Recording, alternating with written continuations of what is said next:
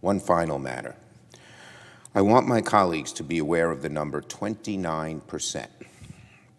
That's the percentage of Republican voters who believe that President Trump will, quote, be reinstated, unquote, as president later this summer. 29%, almost a third of Republican voters believe he'll be reinstated as president.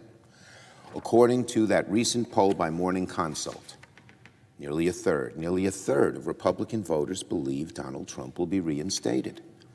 Of course, the idea of reinstatement comes from disgraced former President Trump himself and is nothing more than the deluded ramblings of a defeated politician. But it's a glaring warning that the big lie has created fertile ground for all sorts of insane conspiracy.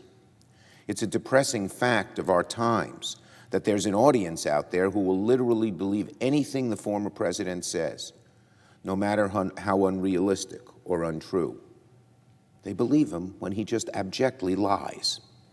The blame here, however, does not rest only with the former president. The blame falls heavily on Washington Republicans and the political right, who have not done enough to stand up to the big lie. After making a few brave noises in the wake of January 6th, Republican leadership here in Washington now seems to have traded political coverage and truth for appeasement. The Republican minority leader in the House called Donald Trump morally responsible for the attack on January 6th. He empowered his deputies to take part in painstaking negotiations to establish an independent commission to study those events, and then promptly voted against it. He convened his entire conference to deliver a pink slip to the one member of his leadership team who dared repeat the truth that President Biden is the president.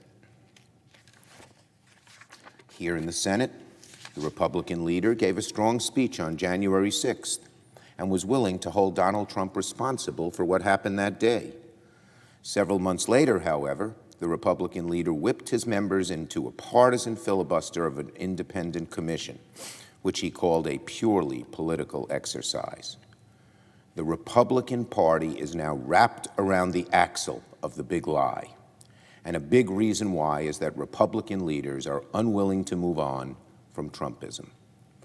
We are watching the results play out in state after state where Republican legislatures have swallowed the big lie whole and are rapidly constricting the right to vote and fumbling through old ballots for traces of bamboo. The truth is, the big lie has consequences.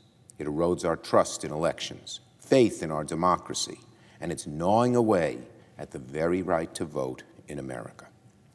After 4 long years during which the Republican Party foolishly tried to ride the tiger of Donald Trump, it seems as though many of them wound up inside.